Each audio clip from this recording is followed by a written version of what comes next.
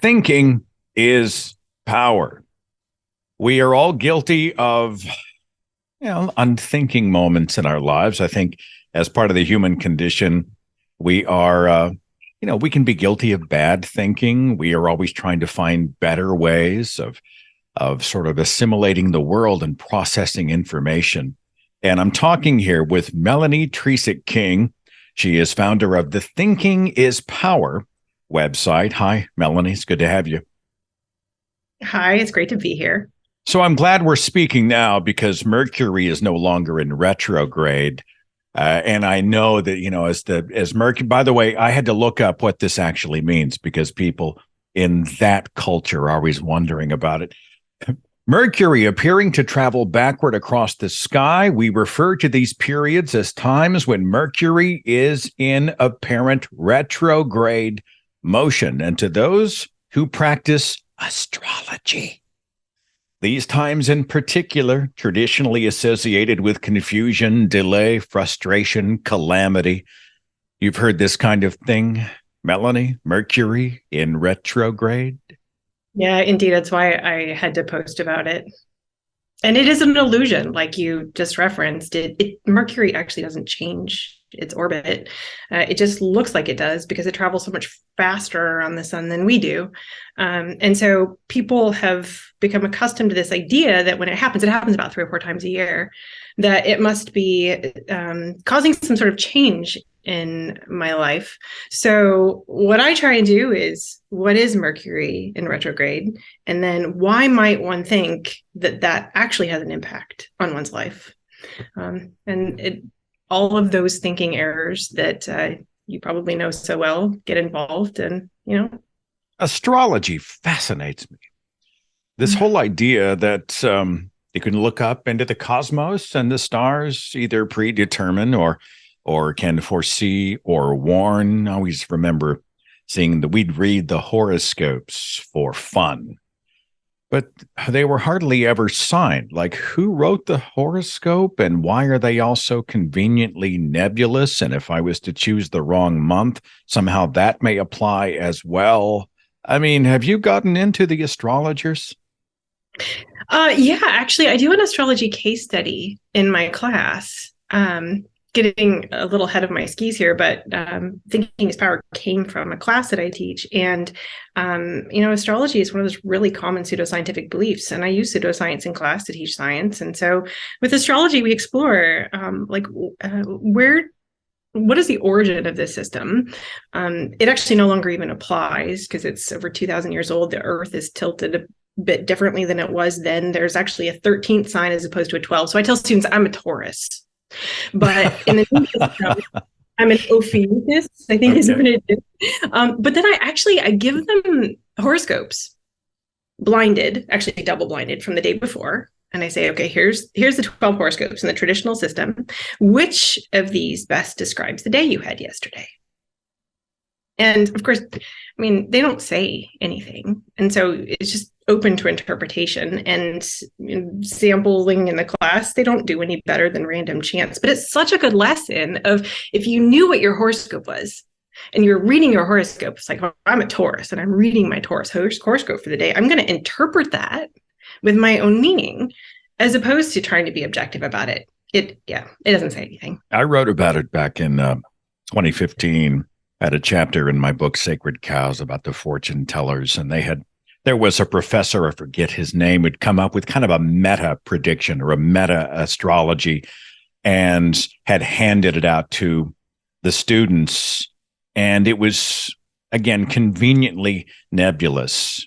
You have aspirations to become more than you are, yet you struggle with a secret self and private thoughts. You love people, but you are also worried about being hurt. These common sort of parts of the human experience written in a form where they could apply to anybody. You say this is sort of an epiphany for the students. Does that light bulb go off when they start to see that it's so subjective? Yeah, it does. To be fair, I do astrology later in the semester, and I actually start class, I think, with the experiment that you're talking about. It's Bertram 4, I think it was in like the 50s. He was a psychology professor, and he took horoscopes at the time and just put them into what he called a personality reading, and then gave it to his psychology students and said, how accurate is this reading? And they said about a 4.3 out of 5 accuracy. And then he showed them that they all got the same ones. So those statements we actually know today as Forer statements or Barnum statements, P.T. Barnum. I actually start class with that. On day one, I'm going to start tomorrow. On day one, I give my students, I tell them I've got an astrologer friend. And turns out I'm actually a really good liar when I want to be. I didn't know this about myself. But it's like, I have an astrology friend. She's really famous. I'm not going to tell who she is yet because, I really want to test her. She's going to do this for free, but she knows I teach this class on skepticism. And so she's offered to give you personality readings for free. If you choose to do this, here's some basic questions. And I actually probe them a little bit, like name and birth date. But then like, if your house was on fire and you could take one thing, what would it be? Or if you could have one superpower, what would it be? And so I asked them these really basic questions to make them think that I'm trying to learn something about them.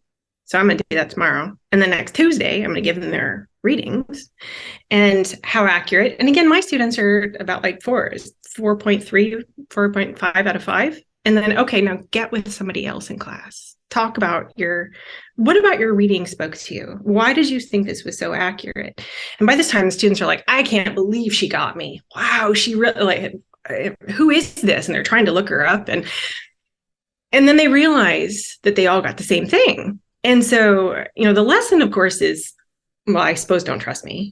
I'll tell them, like, I could tell you I'm not going to lie to you again, but that's probably not true. Because part of what I do is I want them to be skeptical, even of the stuff I tell them. So a bit of humility and skepticism. But why would you fall for this? Like, why would you think this applied to you? These statements, like you said, you can be, you're mostly introverted, but when the mood strikes you, you can be the life of the party. You have a need for people to like you and admire you. I mean, we all think those statements apply to us. They do apply to basically everyone. So, the kinds of thinking errors that would make you fall for it. Okay, now I just saved you money, which is one of the main benefits of skepticism. And so don't fall for this again. I actually sat for a psychic reading, just part of research and just as a gag. And I mean, it was the full Monty. She had the black cat and she had a crystal ball, actual crystal ball. And of course, there was a gift shop. I thought, well, that's very telling. Okay, let me bounce out of astrology. We may come back to the psychics in just a few because I know that's part of the focus of your work. You are an assistant professor of biology. So you have a background in the sciences. You want to sort of give me, for those who are just being introduced to you, your resume in a nutshell? I have an undergrad in biology and chemistry and master's in ecology, plant ecology. Actually, I studied prairie ecology on the Great Plains and fire suppression, that sort of thing. And teaching background as well. I have nearly a master's in education. My husband got a job, so I moved and started teaching at a community college. And I love it, actually. I love teaching. So at a community college, most of our load is teaching courses, and it's the lower 2 years. And so a lot of our students are trying to transfer to 4-year schools, and they need a science requirement. And the vast majority of people who don't want to be scientists when they grow up, the kind of science classes that they funnel you through is what we call baby bio, is basically intro bio. There's the most popular biology textbook for non-majors in the United States has about 800 pages, just over 800 pages. And that's a semester's worth. And in that 800 pages, the first chapter has about 4 pages on what they call the process of science. So basically, you start class with, here's a scientific method, and it's this recipe version that doesn't actually apply. And then it is, here's all the interesting things we know about biology. And look, I'm a biologist, so I think that stuff is really interesting, and I think people should know that stuff.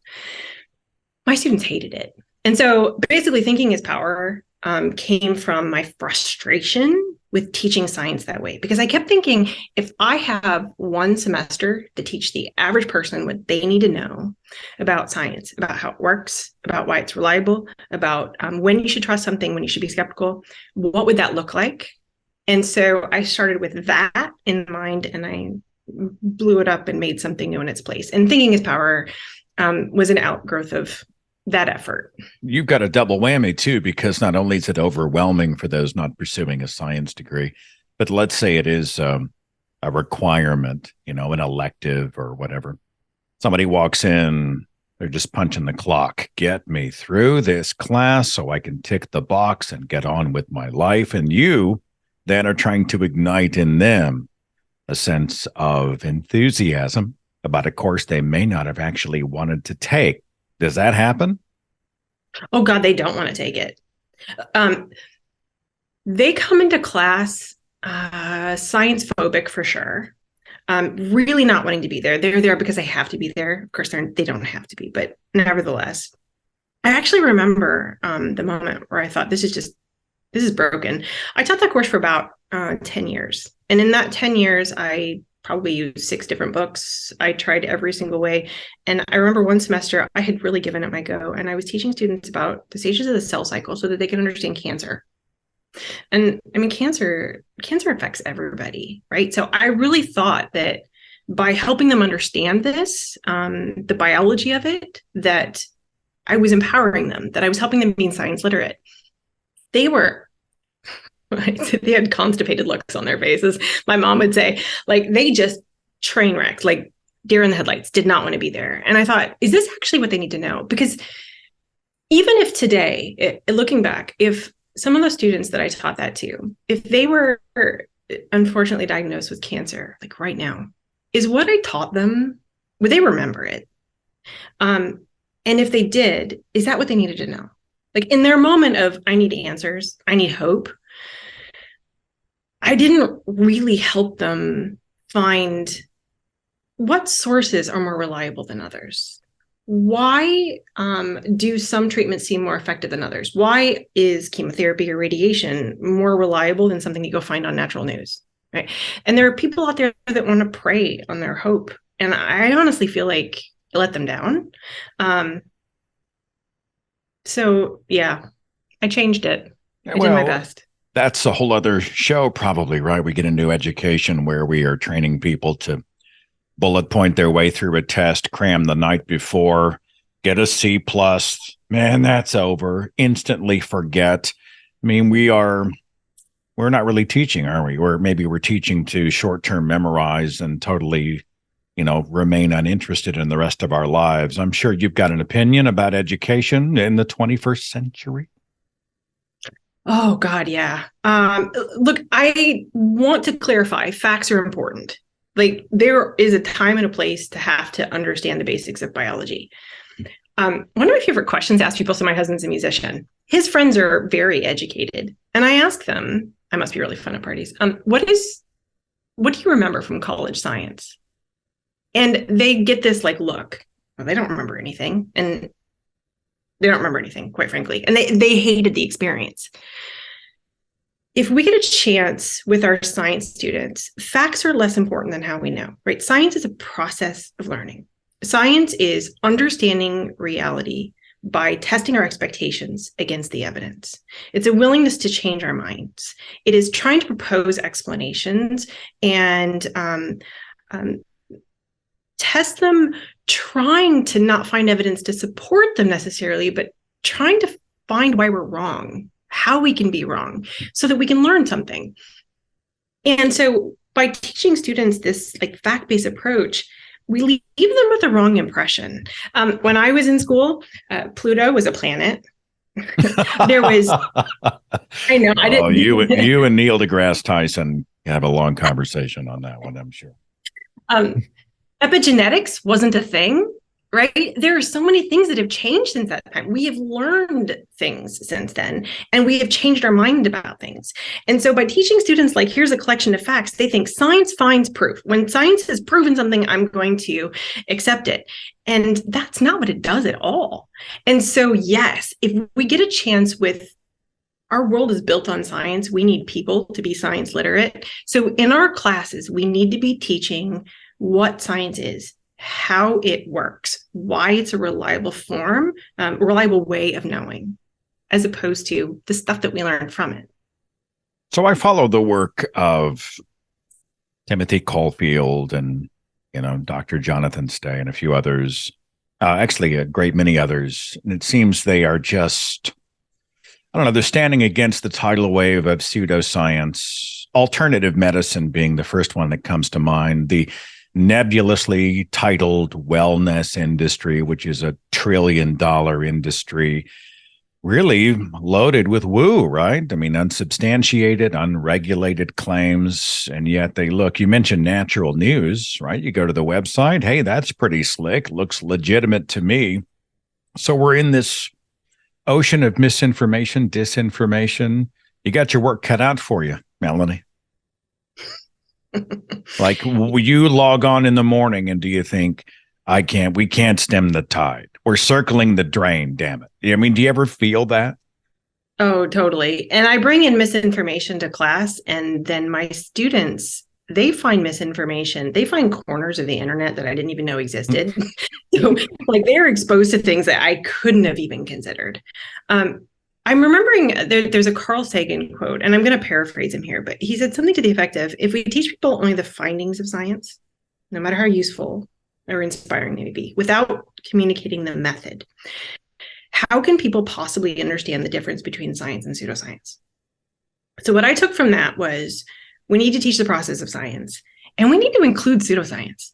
So I include pseudoscience, science denial, conspiracy theories, misinformation, various forms in class, because if students don't see what bad forms of knowledge look like, less reliable forms, I should say, of knowledge, then how could they tell the difference between knowledge that was produced through something that was reliable and something that wasn't?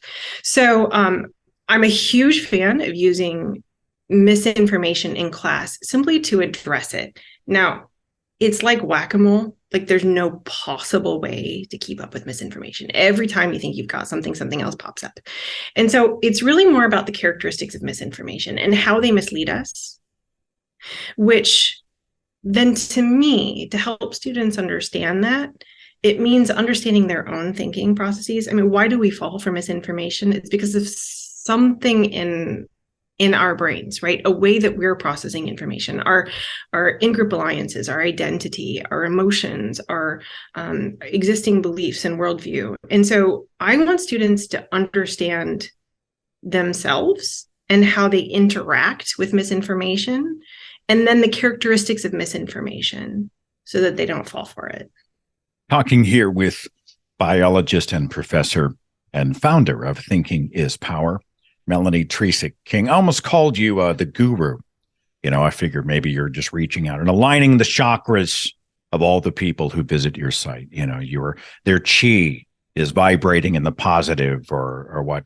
You've encountered that stuff, right? I mean, some unlicensed, almost anonymous somebody with crystals and incense make some claim about how the universe is vibrating in the negative. I mean, what are we talking about, right? You've dived into that pool? Absolutely. Energy medicine in particular, I include in class because it's a great form of pseudoscience to talk about. The class that I've developed, I focus on what I call 3 skills. So it's critical thinking, information literacy, and science literacy. And to do that, I use misinformation. I use inoculation, which we can talk about. I have them create misinformation, and then I give them a toolkit. Like, if you ask someone to critically think through a claim like, this crystal necklace will protect you from bad energy and give you good luck. So that sounds great, but how do I think through a claim like that? Now, I mean, we probably know that that's pretty much BS. It doesn't really say anything, and it can't work that way. But the average person who's coming up with a claim like that, who's never seen it before, where do I start? And so I made a toolkit to help them critically think through claims. I introduced the toolkit early in the semester, and then I have them practice with it all semester. We can talk about it more if you like. The toolkit is called Floater. The idea is to stay afloat in a sea of misinformation. And I do know it's a sticky acronym, which is important. Just want them to remember it. Like, I'm hearing something that sounds wooey. Where do I start? Oh, Floater. I don't care how they remember it. Falsifiability. Like, can I prove that wrong? If somebody says that like there's energy vibes coming out of something, well, can we measure that? I mean, all energy claims are based on a form of energy that isn't measurable or observable. So it fails that one. Is the claim logical? Are you being objective? Are there alternative explanations for what you're seeing? How strong is our conclusion? So tentative conclusions. What is the evidence for it? And is it replicable? And so, as I said, it's the idea is to be structured and think through it. I provide them that early in the semester. Something like energy claims we get to later in the semester because it's human health, and we all have. Actually, let me back just for 1 second because we do use. I'm a huge fan of using pseudoscience in class, but I think it's important to start with pseudoscience that's less triggering, misinformation that's less personally threatening. So that something like energy claims, which I've had students feel really strongly about things like Reiki or acupuncture. I've even had students in class whose family members practice those things. I want to build up to that because I want them to learn the skills that I'm talking about, like with the floater acronym. I want them to learn that early. And I'm going to give them lots of opportunities to practice on it with things that their emotions aren't going to get in their way. And then work up to things like vaccines and climate change denial and GMOs, that sort of thing. Well, you speak to epistemology. How do we come to knowledge, right? And if we have a belief that is linked to our identity, the same parts of our brains fire up as they would if we have a physical threat, right? The ideological threat is there. And instead of listening or opening the door, we fortify, we double down, we reinforce, and, we batten down the hatches. That's really smart. So you actually sort of start in the shallower waters before you go after anything that someone might take personally. That's really smart. I wish I could take credit for it. I actually start with witches because I got it from another wonderful pair who teach a course similar to mine. And I start with witches. I go through like the witch trials. And so they can see how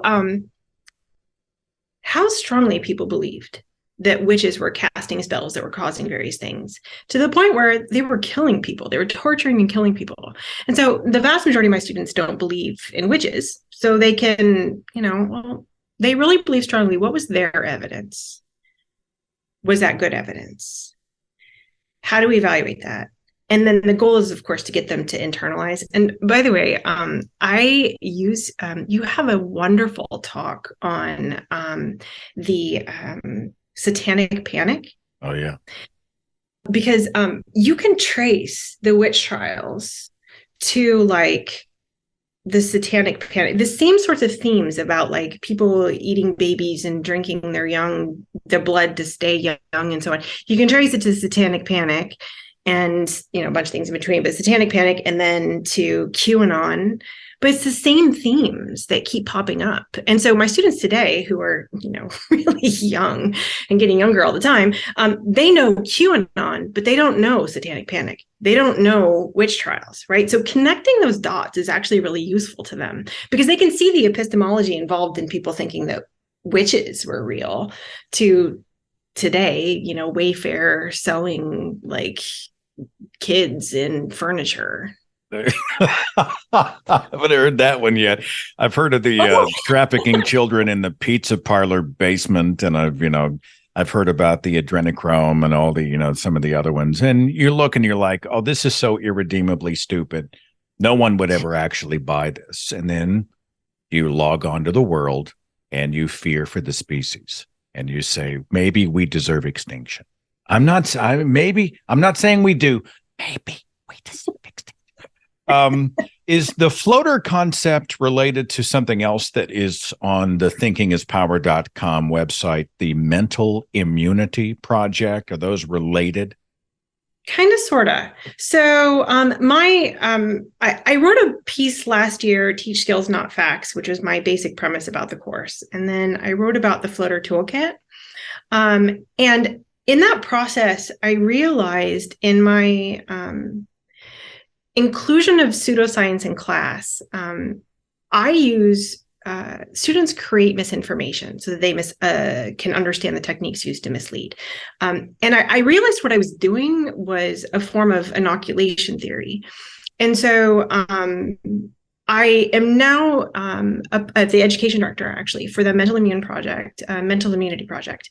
And the basic premise is that, our minds have immune systems, that information can be like pathogens and infect us and cause harm, and then impact somebody else as well, infect others. And so we have a responsibility to evaluate our beliefs and to not let information spread.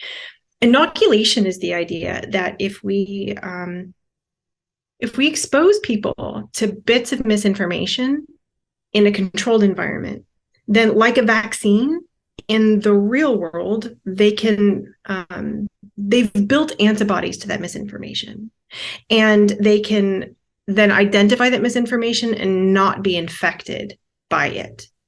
So the Mental Immunity Project is a work of like Andy Norman and a bunch of mental immunity, cognitive immunology researchers.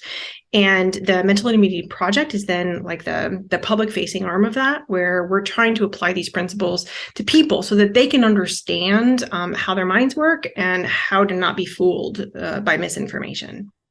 All right, let's ask a personal question. Come on, Melanie, you've got to have, like, there has to be a kind of woo, misinformation, pseudoscience, grift, whatever. When you encounter it, your head pops off your body. You have to literally get your head off the ground and stick it back on because it drives you so crazy. What are some of the things that are happening in this sea of misinformation that hits you the strongest? That's a really good question. Right now, I'm kind of overwhelmed by people. It changes depending on what I see for the day, because people's ability to be fooled by things constantly amazes me. Right now, it's germ theory denial. Like, I can't for the life of me understand how Wait a minute. Germ theory? This is happening? People actually deny the existence of germs. If you get sick, Seth, it's because you were thinking impure thoughts. You didn't lead the most healthful life. Basically, it's your fault. Something that you have done has left your life out of balance, and then you have gotten sick. Yeah, look, we can see germs. We can see germs infect cells. We can see organisms' response to the infection of those cells. We can see them build immunity to it. And we can, okay, so you did ask. Oh, I just push the button. I just push the button and I sit back and watch the machine go. Please continue. This is amazing. No, I used to, with denial, because there's characteristics of denial. And the example I always use, can you believe people believe this, is HIV denial. And because I just thought, how could anybody deny HIV/AIDS? But these days, it's really germ theory denial.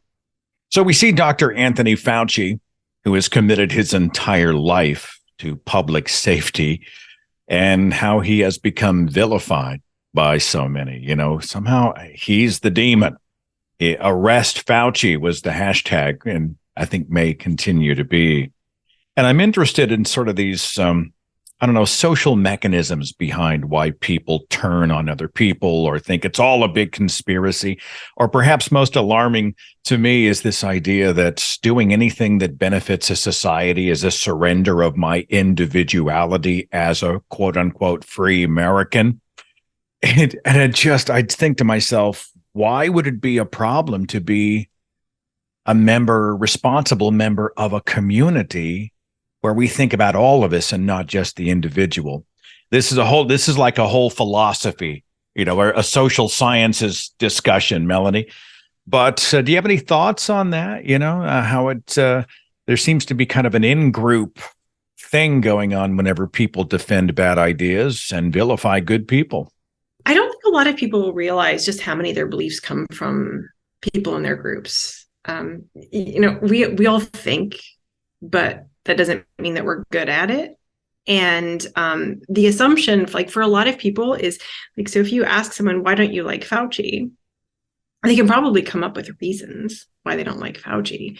But those are all justifications they're giving to themselves to support a belief that they arrived at probably for illogical reasons. And most science denial is motivated by not liking the consequences to something. And so in this case, the consequences might be something like mask mandates or vaccine mandates or any number of pandemic measures put in place to slow the spread of the virus. And so with my students, what I try to get them to understand is to really think about, I actually do an epistemology exercise with my students. And the start is, where did that belief come from? And really being honest with yourself. And then what is your emotional attachment to that? And again, then people start to realize, well, actually, it makes me really angry. Well, then that might be motivating your thinking. You might be coming up with justifications. How would you know if you were wrong? Fauci's, oh God, what they're doing to Fauci and Peter Hotez, actually, at this point, it's, as someone who's devoted their life to trying to help people understand science, it's truly heartbreaking to see scientists treated that way. But it's not a new playbook, right? That's what it is by far the most common and unfortunately the most effective way to discount a scientific conclusion is to attack the messenger, right? And so that's what we do. We don't like climate science. Well, those scientists are all in bed with whatever and shills for whatever. And so by saying something like that to ourselves, we feel better about having that belief.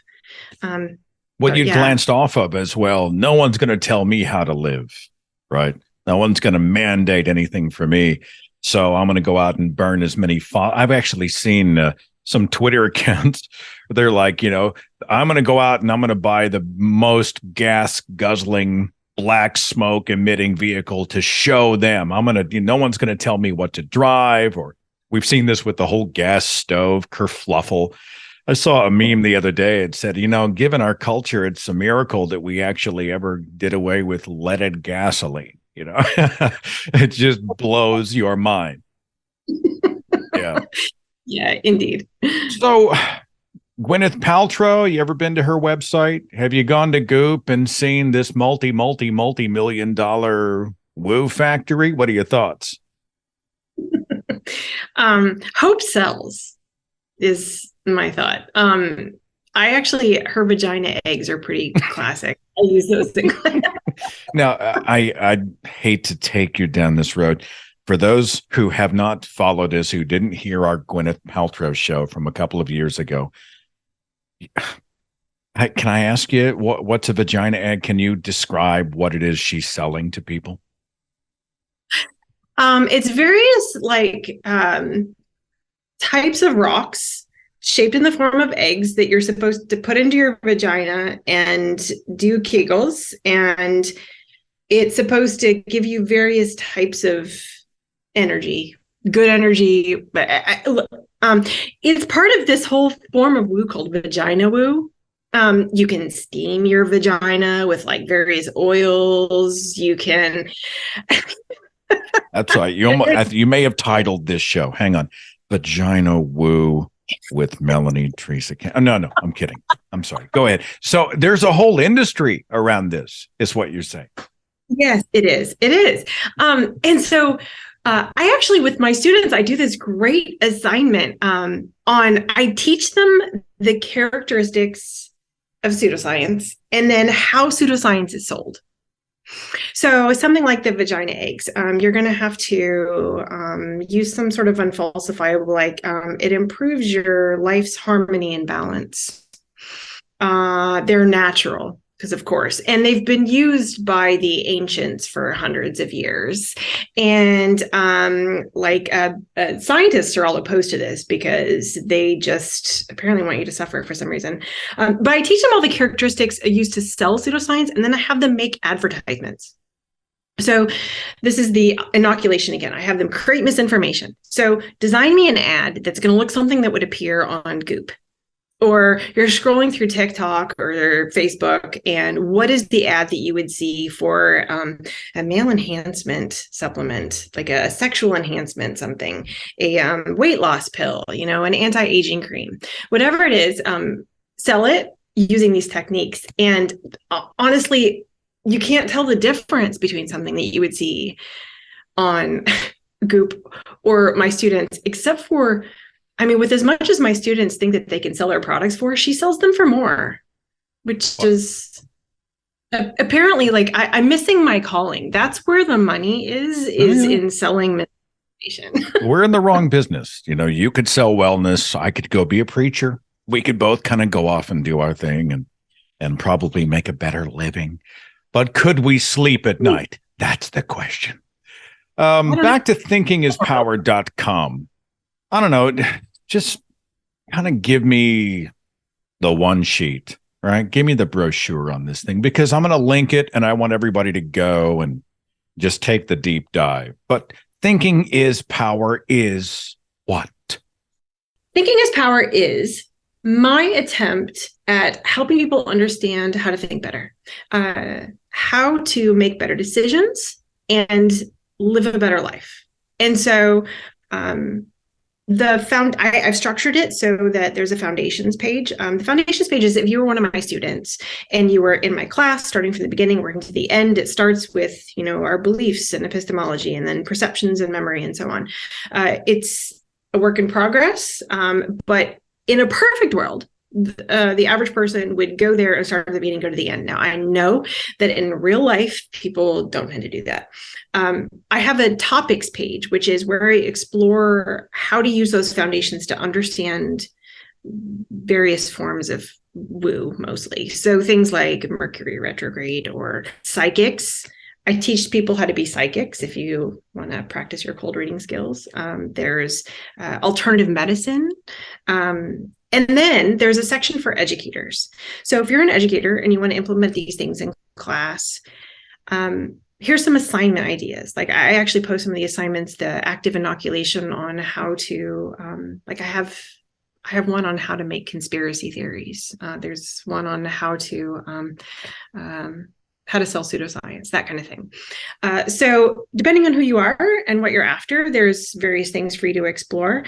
And then I post on social media. It's my little tidbits usually for the day, where I try to apply something that's specific for the day. One of the things I really try with Thinking is Power, though, is to try to approach most issues in a way that's not triggering for most people, knowing that most of the topics I cover are triggering to someone. But at some point, you've got to cover those. And so, it's all an exploration of those things. So when you say triggering, you're not walking on eggshells. You're not being too accommodating. You're not trying to bubble wrap the truth. I just have to stop and play devil's advocate. But you are sensitive to the fact that you might be hitting that emotional part of someone that causes them to stop listening. Would that be a fair way to address triggering? Yeah. So for something like, because the people who need to hear the message the most are the ones who are initially going to be turned off from whatever the topic is.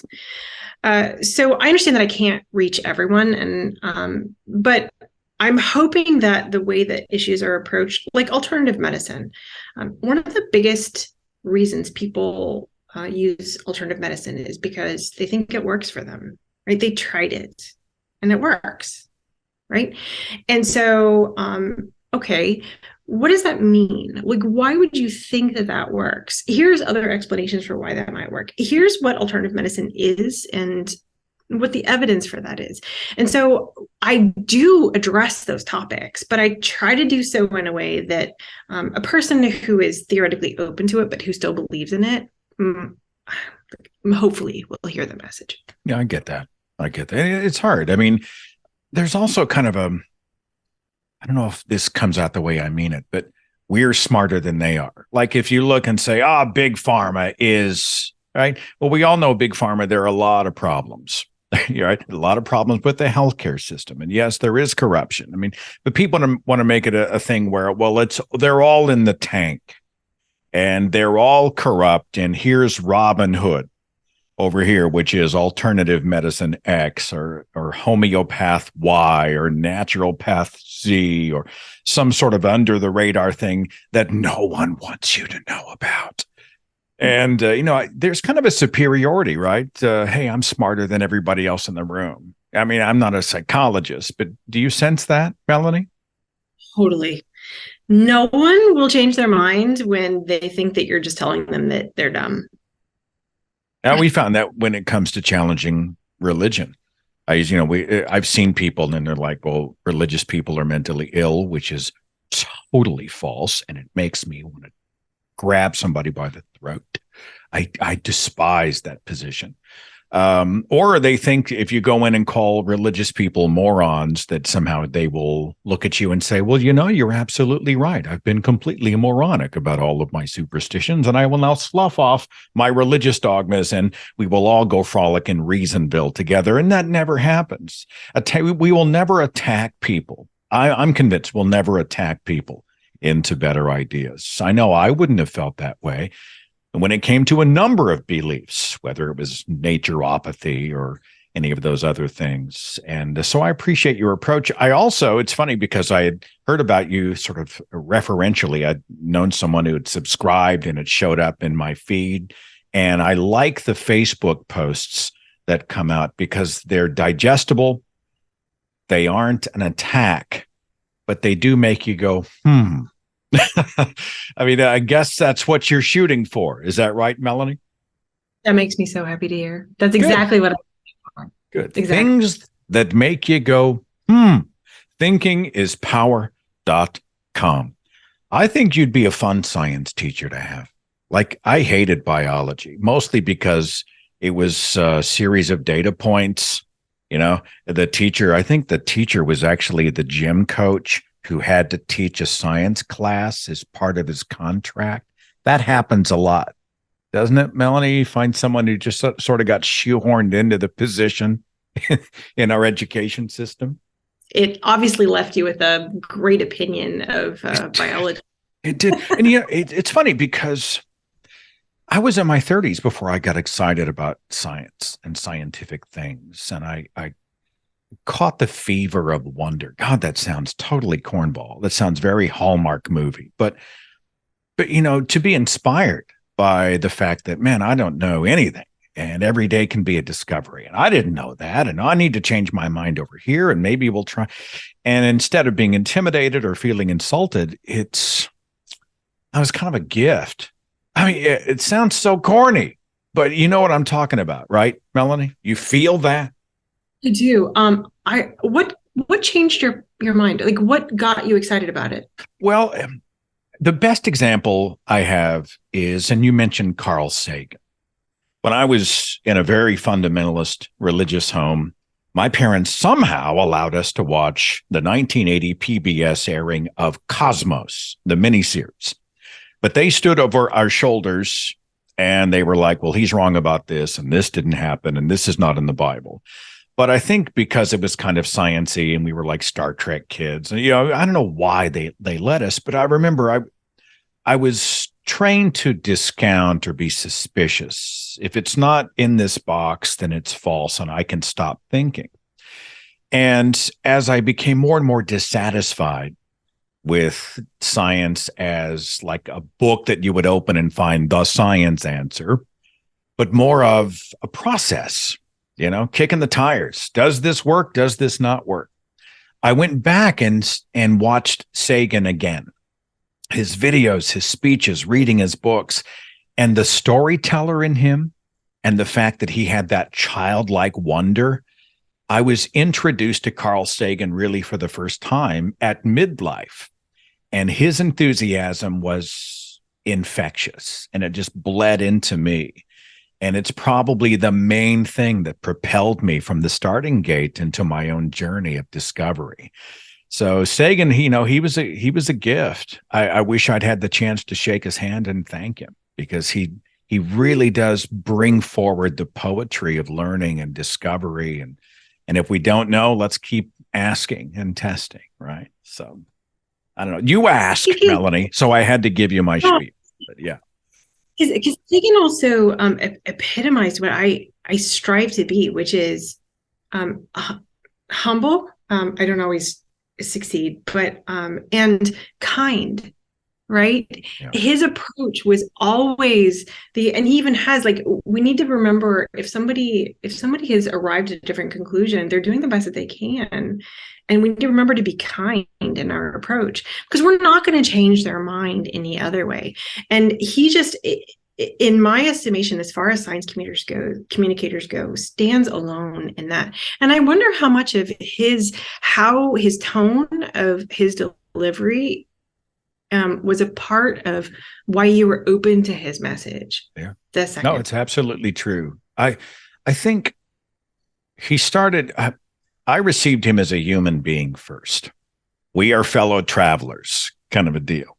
And it's part of, I think, the work that I do. It's the tone I set. I can see it's the tone that you set, where instead of walking in with labels, we are all brothers and sisters on this planet. Let's try to find our human commonalities. Let's try whenever possible to start with mutual respect and good faith and goodwill.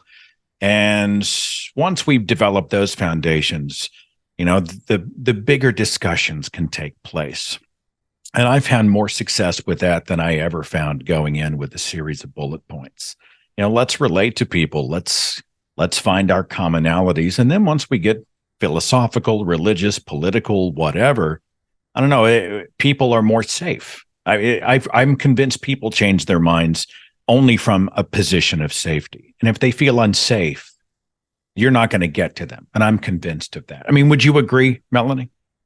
Totally. That's why I start with pseudoscience, with misinformation that's less personally threatening. If I go in with vaccines or with climate change denial, they're not going to change their minds. So my only chance is to go in to the shallow end. Like, I love how you say that. Yeah, wade into the shallow end and establish some safety and some trust, and get them the skills that they need to go into the deeper end. The website is Thinking is Power. I will put that link in the description box. There's a Facebook page. Subscribe.